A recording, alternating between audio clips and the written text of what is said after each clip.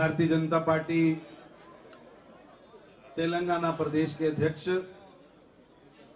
Bandi Sanjay ji, party के बहुत वरिष्ठ नेता और तमिलनाडु के सह प्रभारी सुधाकर भाई साहब, पार्टी की बहुत वरिष्ठ नेता शांति दीदी,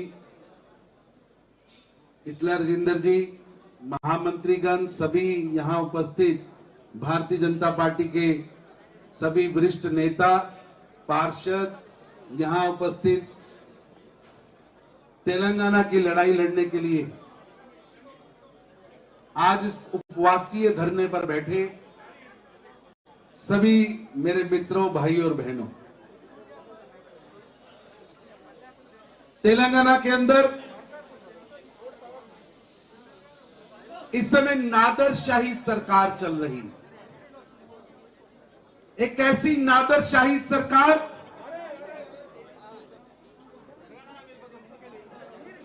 जिस सरकार के मुखिया धृतराष्ट्र की तरह आंखों पर पट्टी बांधकर तेलंगाना का चीरहरण होता देख रहे हैं। मित्रों, केसीआर साहिब ने वादा किया था हर घर नौकरी देने का।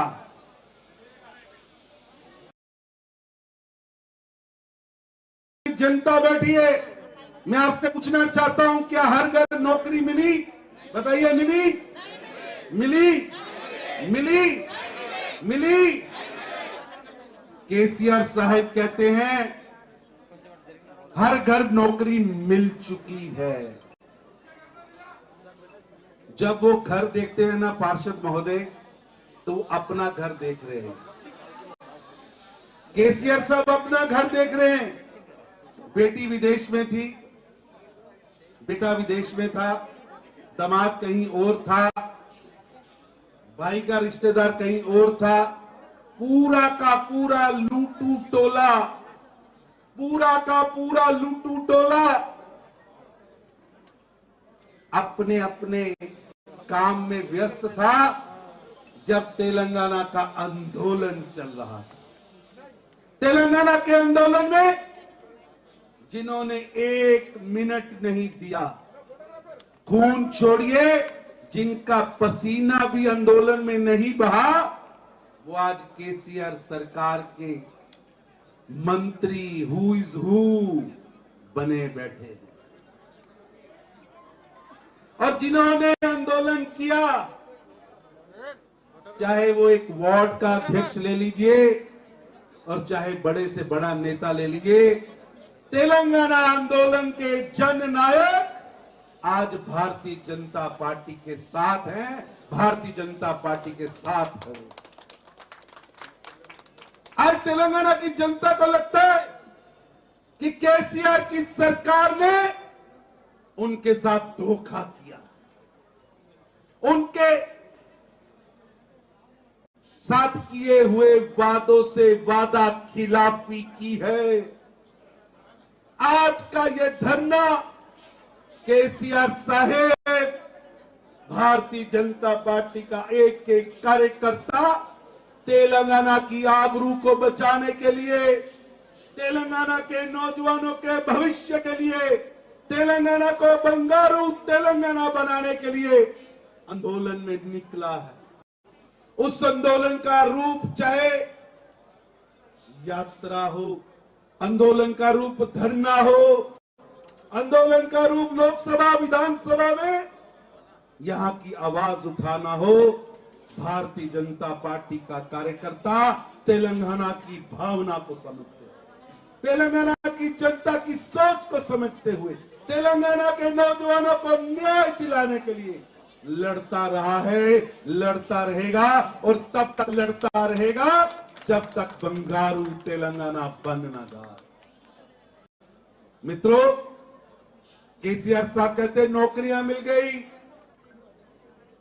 केसीआर साहेब, मैं आज यहां भारतीय जनता पार्टी तेलंगाना के प्रदेश कार्यालय से आपको चैलेंज देता हूं।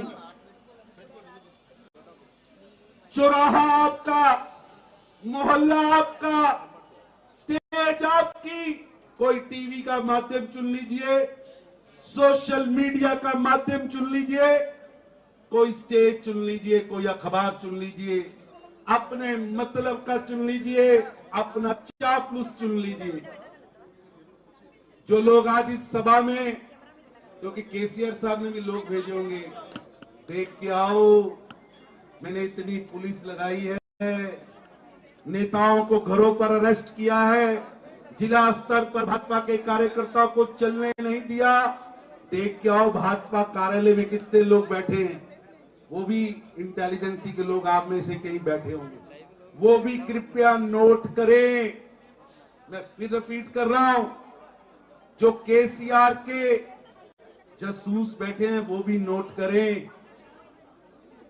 मोहल्ला आपका, चौराहा आपका, चौक आपका, अखबार आपका, टीवी चैनल आपका। आइए खुली बहस के लिए केसीआर साहब भी आए और बंडी संजय कुमार भी आएंगे। हमारा चैलेंज है, हम हिसाब लेके आएंगे नरेंद्र मोदी जी की सरकार के 7 वर्षों का।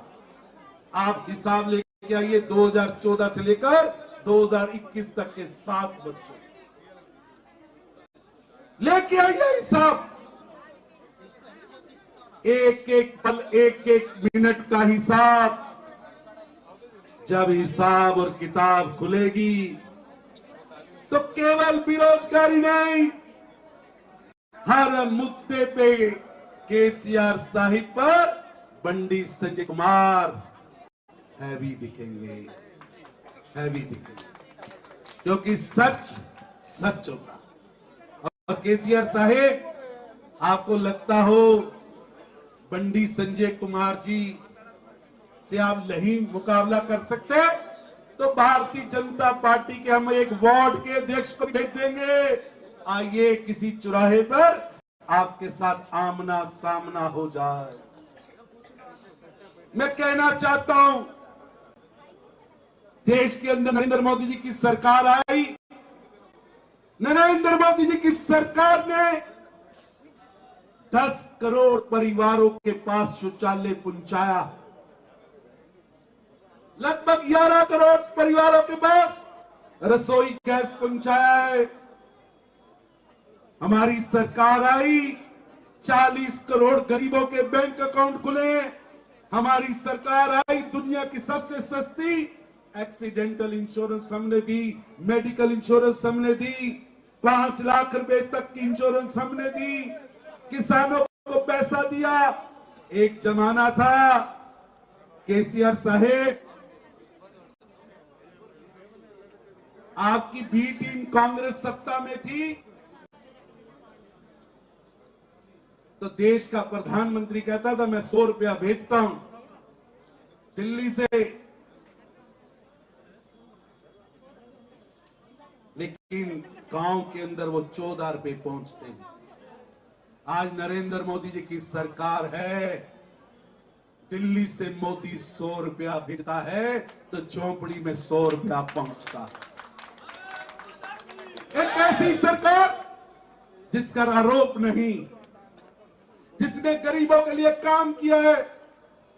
मैं केसीआर साहब से चैलेंज करता हूं, कोरोना की महामारी का प्रथम चरण आया, कोरोना की महामारी का द्वितीय चरण आया, आपने क्या किया? गरीब के लिए क्या किया? केसीआर साहेब, आज देश में 80 करोड़ घरों पर फ्री अनाज, 80 करोड़ लोगों के लिए फ्री अनाज श्री नरेंद्र मोदी जी की सरकार दे रही है, 2 साल के लिए अनाज। आज देश में 141 करोड़ इंजेक्शन लगे हैं। मेरे को याद है विपक्ष ने शोर डाला था,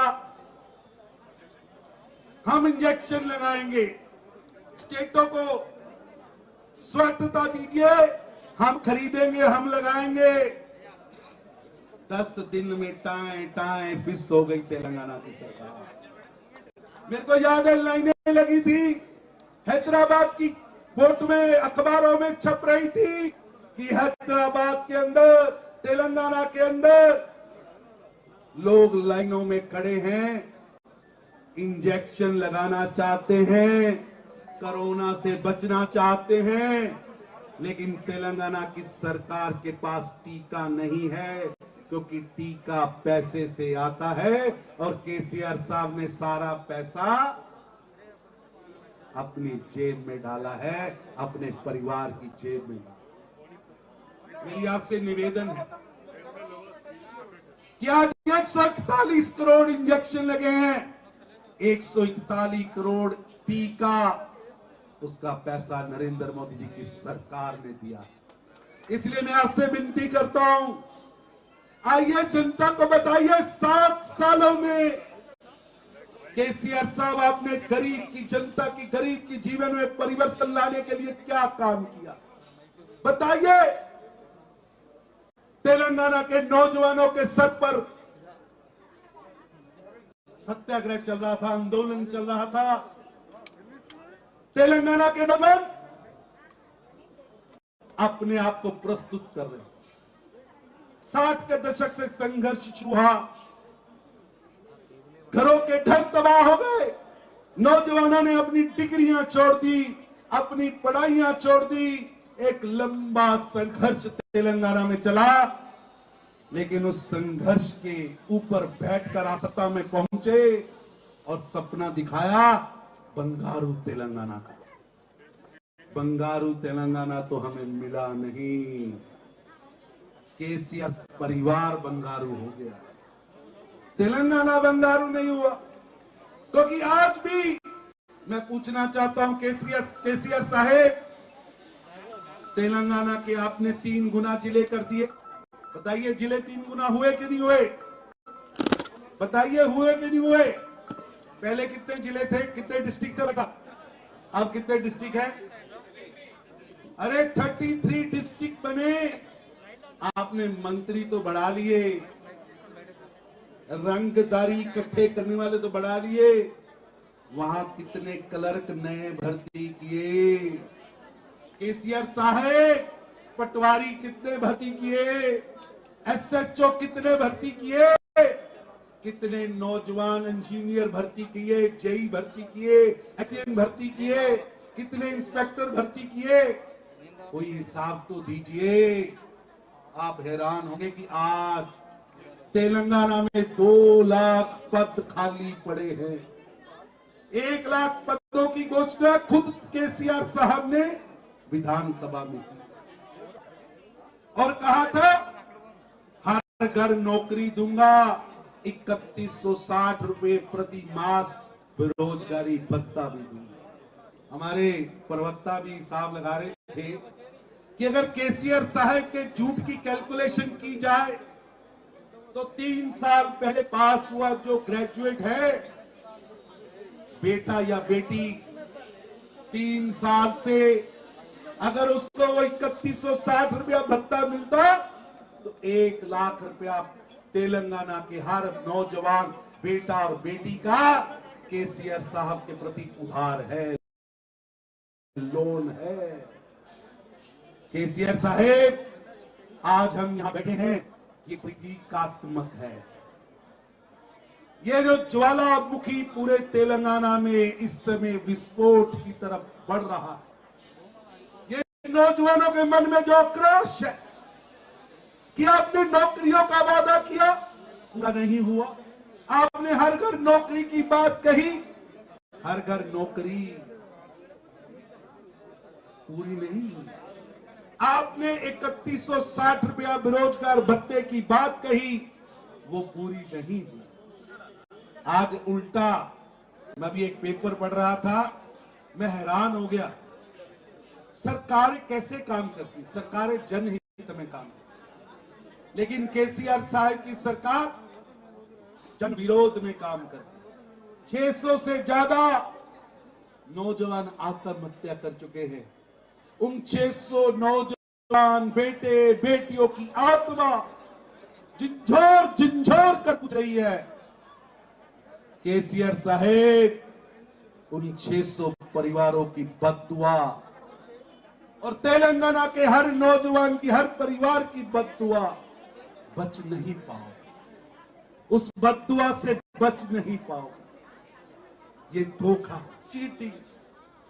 अब वादा करते हो, लोकतंत्र के मंदिर में खड़े होकर वादा करते हो, चुनाव में वादा करते हो, विधानसभा में वादा करते हो, लेकिन मुकर जाते हो, मुकर जाते हो। मेरी तो विधानसभा के स्पीकर साहब से भी निवेदन है कि केसीआर साहब जब विधानसभा में कोई वादा करे तो इनका टेस्ट करा लिया करें, कहीं कोल्ड ड्रिंक पी के तो नहीं आके वादा करते। लेकिन उनका भूल है, जो इवनिंग गवर्नमेंट चलाते हैं ना, ये रात की government, night cabinet, cold drink cabinet, leg pack की कैबिनेट। अब तेलंगाना की जनता ये 3 लिंगों की धरती अब उस कैबिनेट को चलने नहीं देगी, उसे चलने नहीं देगी। देखिए, नई नौकरी तो दूर, 50,000 कॉन्ट्रैक्ट पर लगे हुए कर्मचारियों को निकाल दिया। 7,000 फील्ड असिस्टेंट के पद, 22,000 स्किल मिशन के पद, 400 मिशन भगीरथी के इंजीनियर, 1,600 स्टाफ नर्स, इन सबको तेलंगाना की सरकार ने नौकरी से हटा दिया।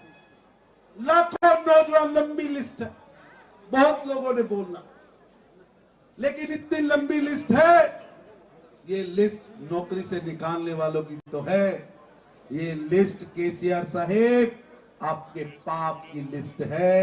ये पाप का घड़ा भरता जा रहा है, ये भरता जा रहा है, और ये पाप का घड़ा ही केसीआर साहब की सरकार को डुबोगे।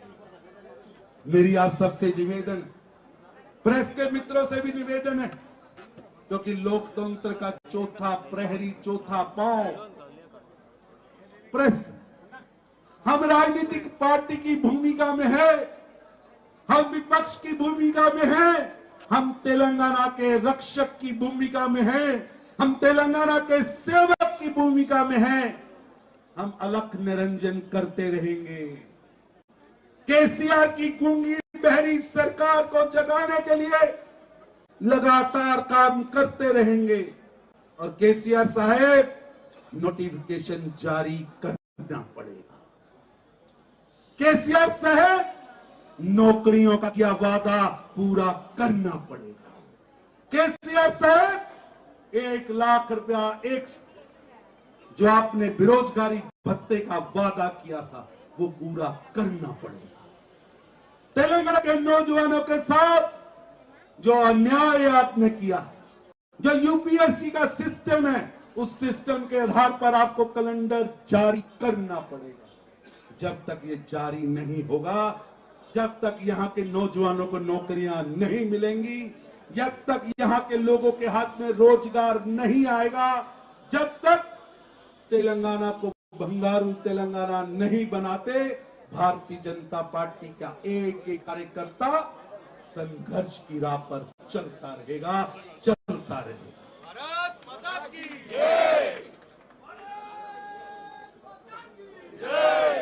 केसीआर साहब कहते हैं 16 लाख रोजगार आए हैं। केसीआर साहब, जो 16 लाख रोजगार, वो रोजगार हैं जो श्री नरेंद्र मोदी जी की सरकार द्वारा प्रदेश की अर्थव्यवस्था को मजबूत किया।